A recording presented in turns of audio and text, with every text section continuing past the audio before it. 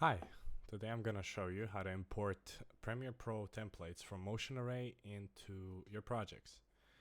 So we can go to Video Templates and go to Adobe Premiere Pro. For this example, I'll choose Free Assets and Unique Minimal Titles. I've already downloaded this, so I'm going to just jump into the folder to show you what you'll get from the download.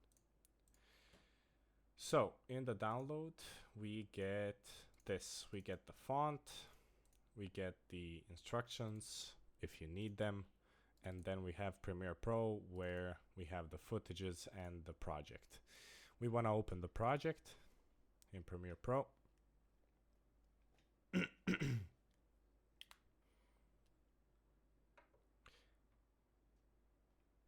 Now we get this, which is just okay. We can rename the project if we want to, but it just needs to update to a newer version because these titles were made in a previous version. So we'll just click OK. And that's all right. There was a legacy titler before, but now we have a new titler. Okay, so here we have all our graphics they've been imported into one sequence, the final sequence.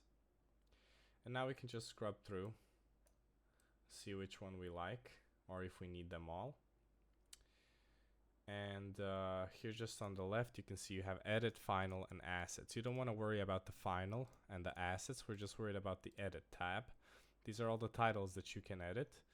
And previously, you would just double click here and edit the title itself.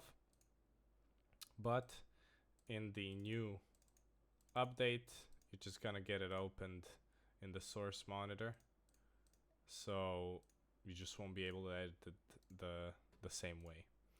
You're gonna have to go into the final sequence, choose a title that you like. Let's go with title 11, and then just double click the nested sequence, and you have the upper title and you have the bottom title. So this upper one is George, and then we can just go in here, double click on the text and type in whatever we want. Let's go with test 1. It's all right. And then we can go back and change it from web designer to, let's say, art director.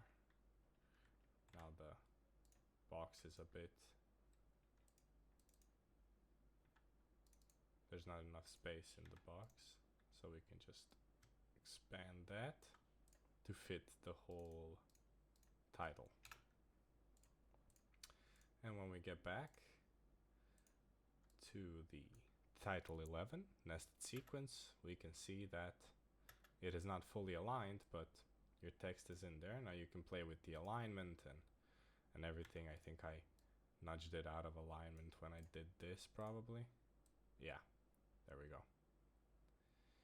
And that's it. You just do that for every title, and you can just either pick one of them or choose all of them. Now you can see their default titles are not even centered properly, so you will have to have some fiddling around here to center them properly. And that's it.